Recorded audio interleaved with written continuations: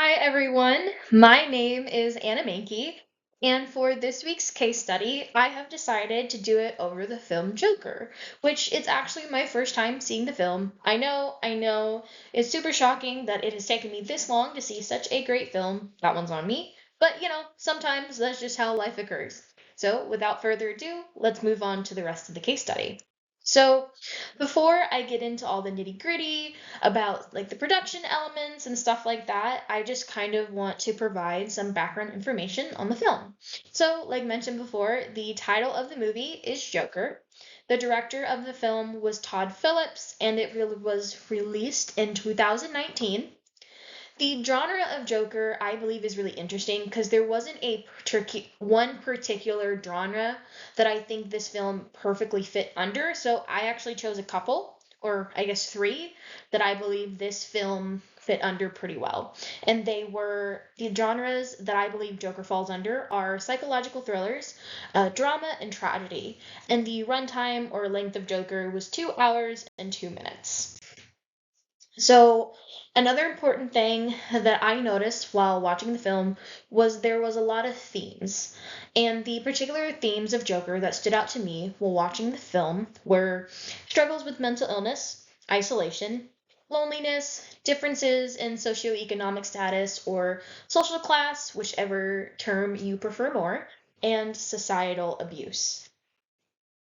Now, before we get into all the nitty-gritty stuff, I think it's important to provide a summary of the narrative or plot of Joker, maybe for those who haven't seen the film but are just interested in watching the case study. But be warned, I have tried my best to take out as much of these spoilers as possible because who likes seeing spoilers of a film that they want to watch but haven't watched yet? That's awful. So I have tried my best to keep it as spoiler-free as possible. So, without further ado, here's the summary of the plot. So, Joker is a psychological thriller that tells the origin story of one of DC Comics' most iconic villains, the Joker. In this adaptation, the Joker is more commonly known as Arthur Fleck, a mentally ill man living in poverty who tries to care for his mentally and physically ill mother. While working as a clown for hire through an agency during the day in a trashy and financially unstable Gotham City, Arthur is an aspiring stand-up comedian at night, trying to bring laughter to the world. Despite Arthur trying his best, he's consistently abused and criticized by the environment, society, and people around him. Additionally, Arthur suffers from delusions that alter his perceptions about the world, which negatively impact his mental state after returning from the delusions or his delusions.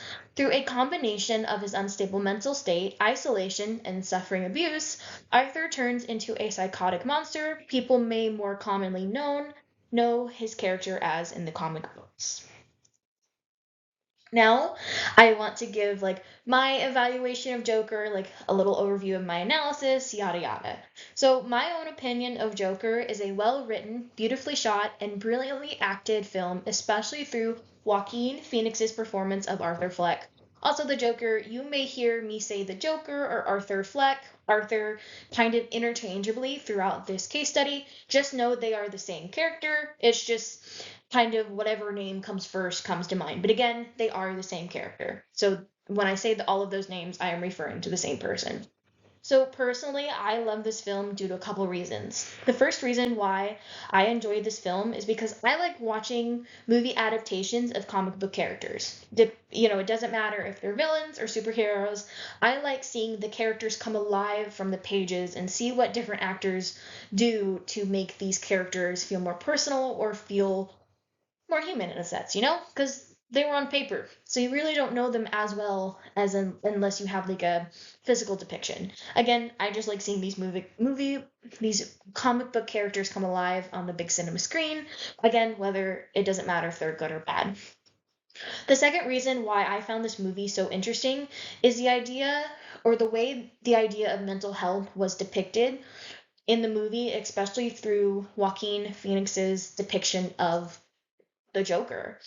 The main portion of the film that I really focused on or really analyzed the most while watching the film, which is the idea of mental health and the way the Joker's mental health was depicted in the film. I think the reason why I focused on this point of the narrative so much was because I'm a psychology major.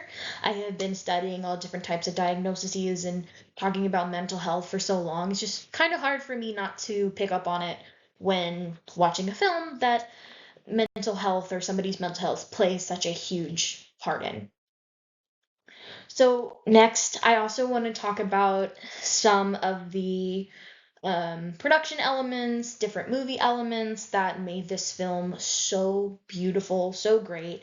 And the first one that comes to mind is the acting. The acting in Joker is brilliant and immersive as Joaquin Phoenix embraced the character of Arthur Fleck and eventually the Joker.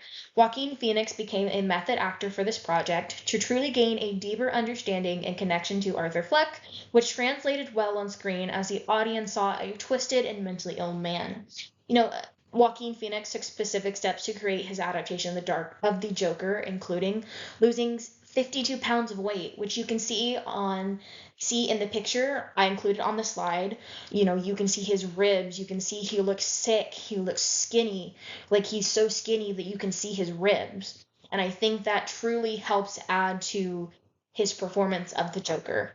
He also researched a lot of side effects of medication someone may be diagnosed with to help maybe treat their mental health disorder, help improve their mental health, etc., etc.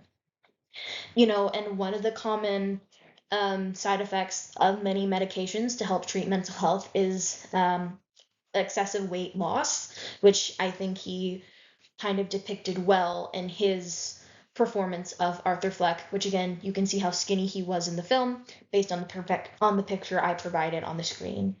And a fun fact that I found while doing just a little bit of research for this case study is based on his performance in Joker.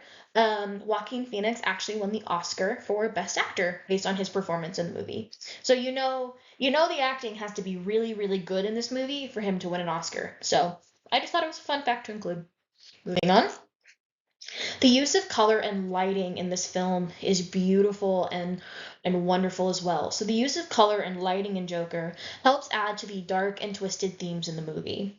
The cinematographers don't shy away from using dark colors, lighting, and shadows during the tense or graphic scenes in this film to help add another layer of intensity to them.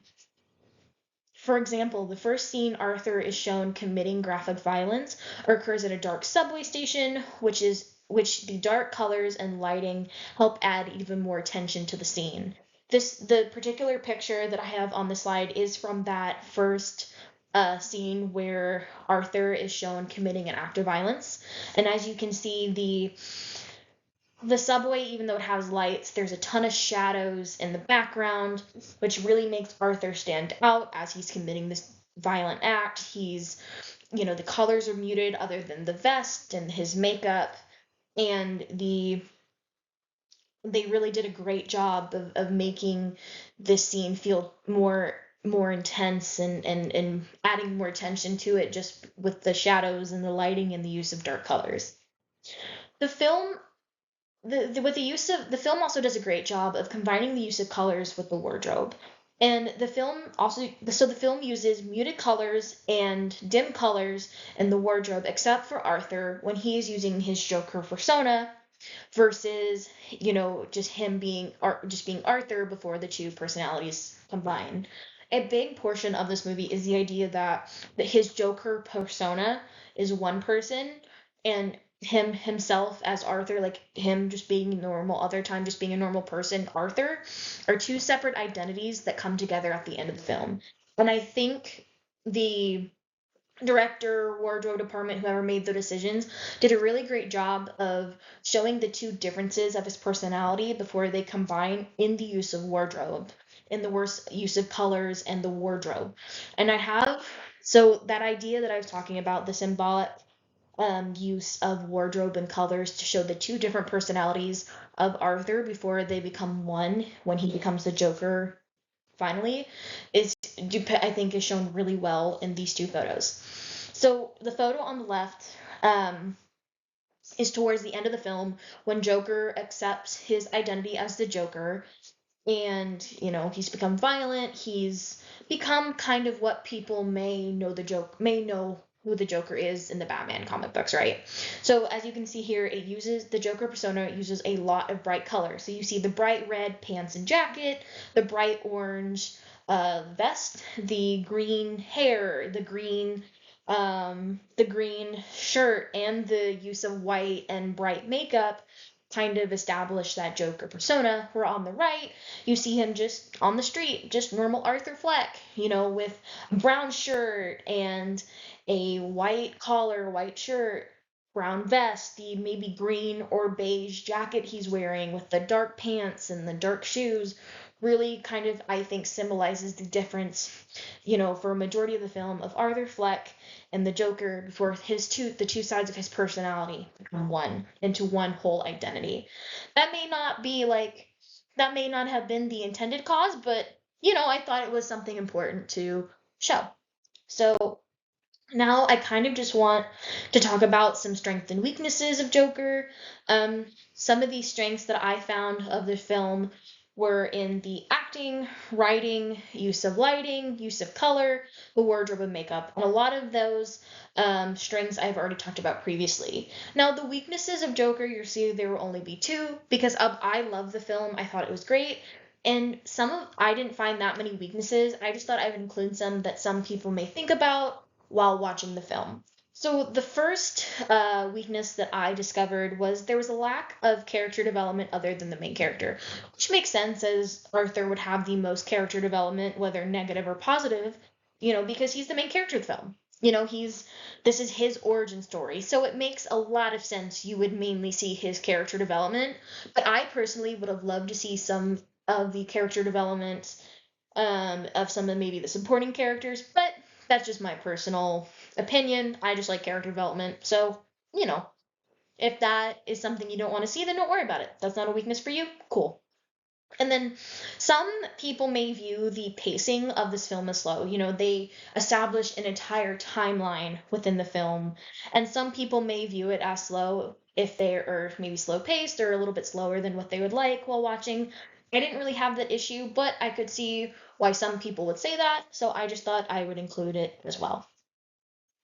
Finally, this in conclusion, based on my own personal experiences, I would recommend Joker because I believe that Joker is a spectacular film based on many different components. Again, a lot of these components were discussed earlier in this case study, based on the acting, cinematography, writing, use of color, and use of lighting. The only reason why I would not recommend this film is due to content warnings that people may be sensitive to.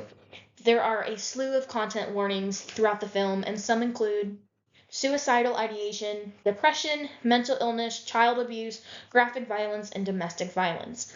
So, for whatever reason, if you may be sensitive to these things, please do not watch the film because your mental well-being and mental health is way more important than watching the film. So if you may be sensitive to these topics or they may not sit well with you for whatever reason, do not watch the film because again, your mental well-being and your physical health, mental health and well-being are way more important than just watching a movie. But overall, I really liked it. And thank you so much for watching me ramble for a good, 13, 14 minutes about the film.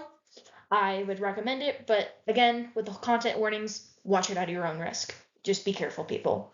So without further ado, again, thank you so much for watching this and have a great rest of your day. Bye!